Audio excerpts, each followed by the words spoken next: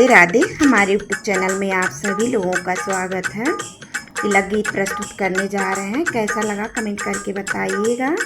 लाइक share subscribe पूरा video देखिएगा, अपना सपोर्ट बनाए रखिएगा। दुआरे से अंगना में आईने सामान साले काका ले आईली, सामान साले काका ले आईली। दुआरा से अंगना में आईले सामान साले काका ले आईली। अरे लाजो न लागे तोहरी बर्तन चढ़ावे में पुरान हो। अरे लाजो न लागे तोहरे बर्तन चढ़ावे में पुरान हो। टिब्बी नहीं लैली पंखा नहीं लैनी, अंगना में नाम हंसौली सामान साले काका ले आईली, सामान साले काका ले आईली। दुआरे से अंगना में आईली सामान साले काका ले आईली, सामान साले काका ले आईली। लाजो न लागे तोहरे सेटवा चढ़ावे में पुरान हो।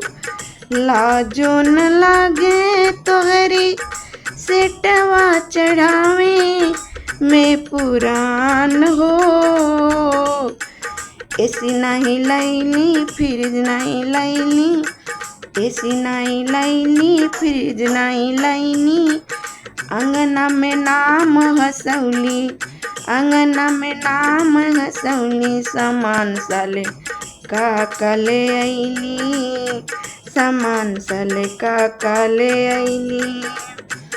दुआरे से अंगना में आईनी सामान साले काका ले आईनी, सामान साले काका ले आईनी। लाजो न लागे तोहरे कपड़ा चढ़ावे में डुप्लीकेट हो। लाजो न लागे तोहरी कपड़ा चढ़ावे में डुप्लीकेट हो। कूलर नहीं लैली गीजर नहीं लैली, कूलर नहीं लैली गीजर नहीं लैनी। अंगना में नाम हंसौली सामान साले काका ले आईनी, अंगना में नाम हंसौली सामान साले काका ले आईली। दुआरे से अंगना में आईनी सामान साले काका ले आईली, सामान साले काका ले आईली।